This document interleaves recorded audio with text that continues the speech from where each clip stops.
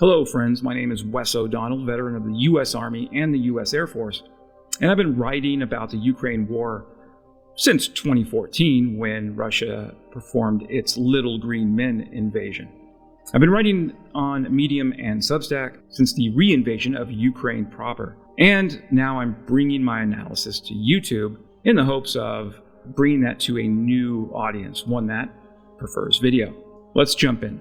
In what is possibly the best named weapon on the battlefield, a group of Ukrainian soldiers is currently training on the StarStreak surface-to-air missile in the UK. Actually, Ukraine has had the StarStreak in limited numbers since the start of the war. British troops were in Eastern Europe to train the Ukrainian armed forces in their use as far back as March of 2022. So the StarStreak isn't new to the Ukrainian battlefield, but notably, Ukraine has recently received more, along with StarStreak's unique lethality. In my opinion, StarStreak is the single best man-portable air defense missile available in the West in 2024. So what makes it so deadly? StarStreak is a short-ranged, man-portable air defense system manufactured by Thales and is optimized to provide defense against air threats including fixed-wing ground attack aircraft and late unmasking attack helicopters. The big headline here is its speed. The StarStreak travels at Mach 3.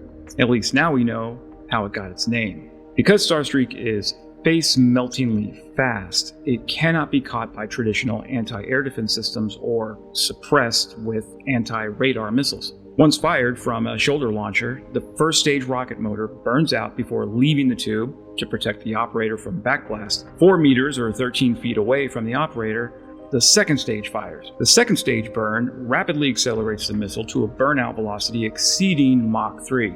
As the second stage burns, 3 laser beam riding dart submunitions are released. The submunitions themselves are just over a foot long and made of tungsten. About half of the weight of each dart, roughly 16 ounces, is its explosive charge. Each submunition dart, traveling at 4,500 kilometers per hour, has comparable kinetic energy to a shell from a Bofors 40mm gun. And that's just the tungsten before the explosion. The submunition has a delayed action fuse, allowing the projectile to penetrate the target before the explosive warhead detonates.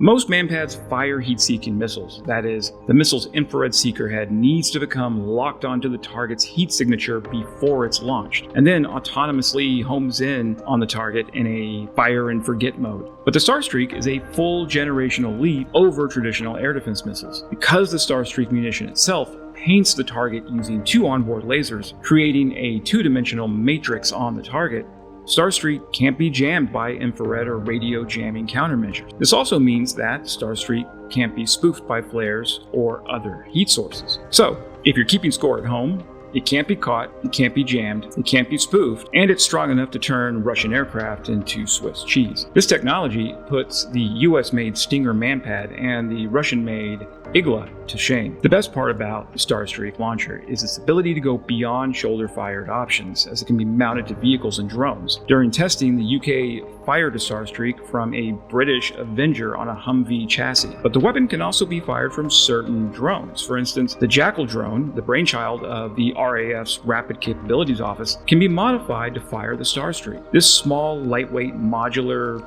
vertical takeoff and landing drone, if equipped with StarStreak, creates the opportunity for hunter-killer drone swarms that can take to the skies and constantly scan for Russian air threats. To my knowledge, Russia doesn't have anything comparable with either the StarStreak or the Jackal. So it's innovations like these that give me optimism that eventually Russia will be out-teched in this war. Remember that technology itself is a force multiplier on the battlefield, if used correctly. Together with Patriot systems from the US and Romania and Germany, NASAMS from the US and Norway, the IRIS-T from Germany, the SAMP-T from Italy, and Hawk systems from other key NATO allies, Ukraine is getting closer to stopping Russia's terror campaign from the sky. The goal in 2024 should be closing the skies to Russia through area denial. Then in 2025, Ukraine can make gains toward full air superiority, small Russian drones notwithstanding. The StarStreak is just another tool to accomplish those goals. It'll be interesting to see how Ukraine implements StarStreak across its forces.